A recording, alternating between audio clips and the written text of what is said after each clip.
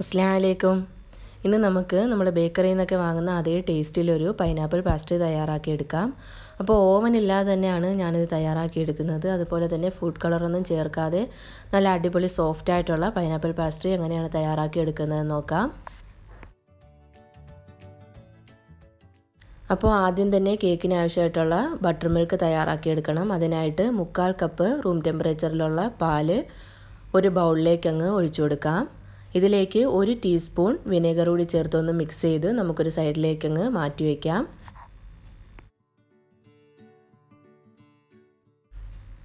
ഇനി കേക്കിന് ആവശ്യമായിട്ടുള്ള ഡ്രൈ ഇൻഗ്രീഡിയൻസ് ഒന്ന് അരിച്ചെടുക്കണം. അതിനായിട്ട് 1 കപ്പ് മൈദ, 1/4 കപ്പ് പൊടിച്ചെടുത്തിട്ടുള്ള പഞ്ചസാര ഇത് ഒരു അരിപ്പിലൂടെ ഒരു ബൗളിലോട്ട് അരിച്ചെടുക്കാം. അതിൽ കൂടെ തന്നെ 1 ടീസ്പൂൺ ബേക്കിംഗ് പൗഡർ,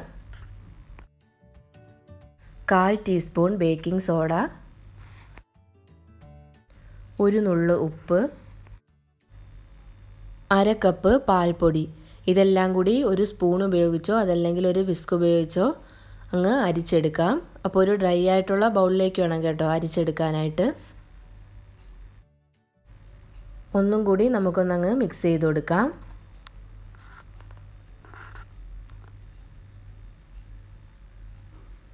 ഇനി നമുക്ക് ഈ ഡ്രൈ ഇൻഗ്രീഡിയൻസിലേക്ക് തന്നെ 1/4 കപ്പ് സൺഫ്ലവർ ഓയിൽ ഒഴിച്ചു കൊടുക്കാം. അതേത് റിഫൈൻഡ് ഓയിലായാലും മതി കേട്ടോ. ഇനി ഇതിലേക്ക് 1 ടീസ്പൂൺ പൈനാപ്പിൾ എസൻസ് കൂടി ചേർത്ത് കൊടുക്കാം. അതുപോലെ നമ്മൾ നേരത്തെ എടുത്ത് വെച്ചിട്ടുള്ള ബട്ടർ മിൽക്ക് കൂടി ചേർത്ത് കൊടുക്കാം. ഇനി ഇതെല്ലാം കൂടി ഒരു സ്പാച്ചുല കൊണ്ടോ ഒരു സ്പൂൺ കൊണ്ടോ ഒന്നങ്ങ് ഫോൾഡ് ചെയ്തെടുക്കാം. ബാറ്റർ നല്ലതുപോലെ സ്മൂത്തായിട്ട് കിട്ടണം.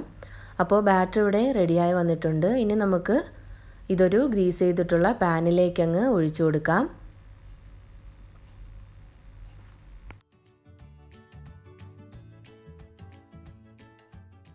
ബാറ്റർ കേക്ക് ടിന്നിലേക്ക് ഒഴിച്ചതിന് ശേഷം ടാപ്പ് ചെയ്യാൻ മറന്നു പോകരുത് കേട്ടോ.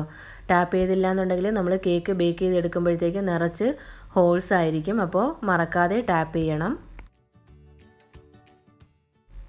ഇനി നമുക്ക് കേക്ക് ടിന്ന് 10 മിനിറ്റ് ഹൈ ഫ്ലെയിമിൽ പ്രീഹീറ്റ് ചെയ്ത് വെച്ചിട്ടുള്ള പാനിലേക്ക് അങ്ങ് വെച്ച് കൊടുക്കാം. അപ്പോൾ 20 മിനിറ്റാണ് എനിക്കിവിടെ ബേക്കിംഗ് ടൈമായിട്ട് വന്നിട്ടുള്ളത്. അപ്പോൾ ഓരോ പാനിനനുസരിച്ച് അതിൽ വ്യത്യാസം വരും. കേക്ക് ടിന്ന് വെച്ചതിന് ശേഷം വെരി ലോ ഫ്ലെയിമിൽ ആക്കി കൊടുക്കണം. ഇനി നമുക്ക് കേക്കിലത്തേക്ക് ആവശ്യമായിട്ടുള്ള പൈനാപ്പിൾ പ്യൂരി തയ്യാറാക്കിയെടുക്കണം. അതിനായിട്ട് ഞാനിവിടെ 3 കപ്പ് കട്ട് ചെയ്തെടുത്തിട്ടുള്ള പൈനാപ്പിളാണിത്. ഇത് നമുക്ക് മിക്സിയുടെ ജാറിലിട്ട് നന്നായിട്ടൊന്നങ്ങ് അരച്ചെടുക്കാം. അപ്പോൾ വെള്ളമൊന്നും ചേർക്കാതെ വേണം കേട്ടോ അരച്ചെടുക്കാൻ. ഇനി നമുക്കൊരു പാൻ അടുപ്പിൽ വെച്ചതിന് ശേഷം നമുക്കതിലേക്ക് നമ്മൾ അരച്ചെടുത്തിട്ടുള്ള പൈനാപ്പിൾ പ്യൂരി അങ്ങ് ഒഴിച്ചു കൊടുക്കാം. ഇനി ഇതിലേക്ക് 1 ടീസ്പൂൺ പൈനാപ്പിൾ എസൻസ് കൂടി ചേർത്ത് കൊടുക്കാം. 3 ടേബിൾ സ്പൂൺ പഞ്ചസാര കൂടി ചേർക്കാം. അപ്പോൾ നമ്മളെടുക്കുന്ന പൈനാപ്പിളിൻ്റെ മധുരത്തിനനുസരിച്ച് പഞ്ചസാരയുടെ അളവിൽ വ്യത്യാസം വരുത്താം കേട്ടോ. ഇനി നമുക്ക് ഫ്ലെയിം ഓൺ ചെയ്ത് മീഡിയം ഫ്ലെയിമിൽ ഇതൊന്ന് കുറുക്കിയെടുക്കണം. ഈ പൈനാപ്പിൾ പ്യൂരിയിലുള്ള വാട്ടർ കണ്ടൻറ്റൊക്കെ ഫുള്ളായിട്ട് വറ്റി വരുന്നതുവരെ നമുക്കൊന്ന് കുക്ക് ചെയ്തെടുക്കാം. ഇത് കണ്ടിന്യൂസ് ആയിട്ട് മിക്സ് ചെയ്യേണ്ട ആവശ്യമില്ല കേട്ടോ. ഇടയ്ക്കിടയ്ക്കൊക്കെ ഒന്ന് മിക്സ് ചെയ്ത് കൊടുത്താൽ മതിയാകും. അപ്പോൾ നമുക്ക് ഇതൊന്നങ്ങ് വറ്റിച്ചെടുക്കാം. ഇപ്പോൾ ഇത് നന്നായിട്ട് വറ്റി വന്നിട്ടുണ്ട്. ഇനി നമുക്കിതിലേക്ക് ഒരു കളറിന് വേണ്ടിയിട്ടായിട്ട് ഞാനിവിടെ 1/4 ടീസ്പൂൺ മഞ്ഞൾപ്പൊടിയാണ് ചേർത്ത് കൊടുക്കുന്നത്. ഇതിന് പകരമായിട്ട് നിങ്ങൾക്ക് യെല്ലോ ഫുഡ് കളർ വേണമെങ്കിലും ചേർക്കാം കേട്ടോ. അപ്പോൾ മഞ്ഞൾപ്പൊടി ചേർത്തു എന്ന് വെച്ചിട്ട് ഇതിൻ്റെ ടേസ്റ്റിനൊന്നും ഒരു വ്യത്യാസവും വരത്തില്ല. നല്ലൊരു യെല്ലോ കളർ കിട്ടുകയും ചെയ്യും. ഇനി നമുക്ക് ഫ്ലെയിം ഓഫ് ചെയ്തതിന് ശേഷം ഇതങ്ങ് മാറ്റി വയ്ക്കാം. അപ്പോൾ നമ്മൾ ബേക്ക് ചെയ്തെടുത്തിട്ടുള്ള കേക്ക് നന്നായിട്ട് തണുത്ത് വന്നിട്ടുണ്ട്. ഇനി നമുക്കിതിൻ്റെ സൈഡൊക്കെ ഒന്നങ്ങ് കട്ട് ചെയ്തെടുക്കാം. ഇനി ഈ കേക്കിനെ 2 ലെയറായിട്ടൊന്ന് കട്ട് ചെയ്യാം. നിങ്ങൾക്ക് വേണമെങ്കിൽ 3 ലെയറായിട്ടും കട്ട് ചെയ്യാം കേട്ടോ. കണ്ടില്ലേ, നല്ല സോഫ്റ്റ് ആയിട്ടുള്ള സ്പോഞ്ച് പോലെ ഇരിക്കുന്ന കേക്കാണ്. ഇനി നമുക്ക് ആദ്യത്തെ ലെയറിന് മുകളിലേക്ക് ഷുഗർ സിറപ്പ് ഒന്ന് സ്പ്രെഡ് ചെയ്ത് കൊടുക്കാം. ഞാനിവിടെ 3 ടേബിൾ സ്പൂൺ പഞ്ചസാരയും 3 ടേബിൾ സ്പൂൺ ചൂടുവെള്ളവും 1/2 ടീസ്പൂൺ പൈനാപ്പിൾ എസൻസ് കൂടി ചേർത്തൊന്നങ്ങ് മെൽറ്റ് ചെയ്തെടുത്തിട്ടുള്ളതാണ്. അപ്പോൾ നന്നായിട്ട് തണുത്തതിന് ശേഷം വേണം കേട്ടോ ഇതുപോലെ സ്പ്രെഡ് ചെയ്യാനായിട്ട്. ഇനി നമുക്ക് ഇതിന് മുകളിലേക്ക് വിപ്പ് ചെയ്തെടുത്തിട്ടുള്ള ക്രീം ഒന്നങ്ങ് സ്പ്രെഡ് ചെയ്ത് കൊടുക്കാം. ഇനി നമുക്കിതിന് മുകളിലേക്ക് നമ്മളെടുത്ത് വെച്ചിരിക്കുന്ന പൈനാപ്പിളിൻ്റെ മിക്സ് ഒന്നങ്ങ് സ്പ്രെഡ് ചെയ്ത് കൊടുക്കാം. അപ്പോൾ നിങ്ങൾക്ക് ആവശ്യത്തിനനുസരിച്ച് എടുക്കാം കേട്ടോ. അതുപോലെ തന്നെ നന്നായിട്ട് തണുത്തതിന് ശേഷം മാത്രമേ ഇതുപോലെ ചെയ്തെടുക്കാവൂ.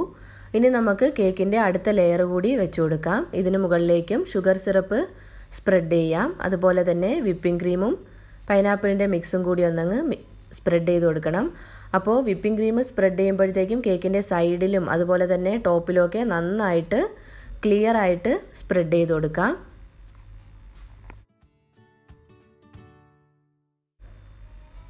ഇപ്പോൾ വിപ്പിംഗ് ക്രീം നന്നായിട്ട് ഇവിടെ ചെയ്തെടുത്തിട്ടുണ്ട്. ഇനി നമുക്ക് കേക്കിൻ്റെ ടോപ്പിലേക്ക് ബാക്കിയുള്ള പൈനാപ്പിളിൻ്റെ മിക്സും കൂടി ഒന്നങ്ങ് സ്പ്രെഡ് ചെയ്ത് കൊടുക്കാം.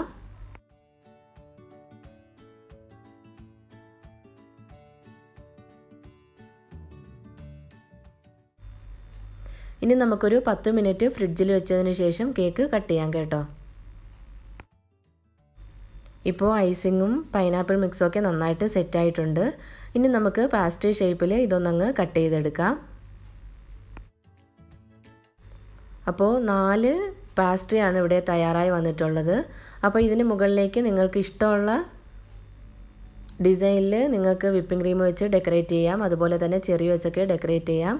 അപ്പോൾ എല്ലാവർക്കും ഇഷ്ടമായെന്ന് വിചാരിക്കുന്നു. എല്ലാവരും ട്രൈ ചെയ്ത് നോക്കി. ഇഷ്ടമായെങ്കിൽ ലൈക്ക് ചെയ്യുക, ഷെയർ ചെയ്യുക, ഫീഡ്ബാക്ക് അറിയിക്കുക.